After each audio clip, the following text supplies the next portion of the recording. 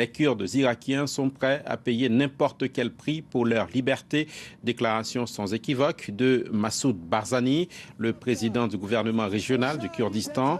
Il maintient le référendum d'autodétermination prévu lundi, et ce, malgré les avertissements, voire les menaces émanant de Bagdad, de la Turquie, des États-Unis, de l'Iran ou encore de la Syrie. Massoud Barzani, offensif, sûr de son projet. Qu'en est-il des populations qui sont diverses dans la région?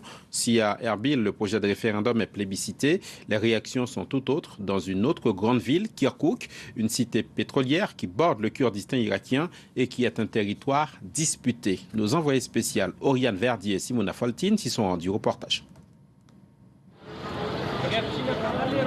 Dans la province disputée de Kirkouk, dresser le drapeau kurde est un signe de provocation. Ce territoire est revendiqué aussi bien par Bagdad que par Erbil. Le gouvernement kurde l'a inclus dans son référendum d'indépendance et est accusé de vouloir annexer la ville pétrolière. Dans le bazar central, les affaires tournent au ralenti, signe d'une inquiétude généralisée.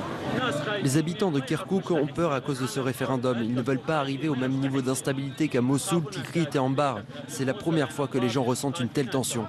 Arabes et Turkmènes, deux des trois principales communautés de la ville, refusent l'indépendance kurde dans les conditions actuelles.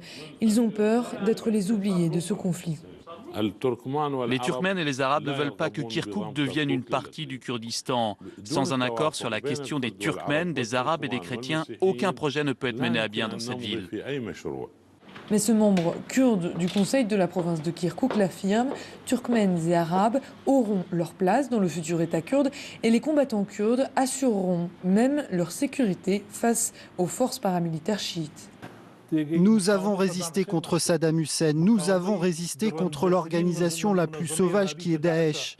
Si les Hashd el-Shabi ont de mauvaises intentions, s'ils veulent attaquer les Kurdes, la ville de Kirkouk, nous sommes prêts à contre-attaquer. Une partie de la jeunesse de Kirkouk rejette la montée de cette violence. Mourad, un musicien turkmène, mise sur la cohésion historique entre les communautés de cette ville.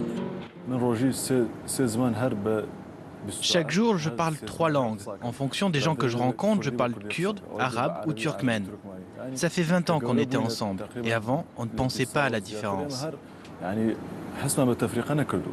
Malgré cette cohésion sociale, les tensions politiques sont arrivées à leur comble à quelques jours du référendum. Si elles devaient dégénérer en un conflit armé, Kirkouk en serait le premier théâtre.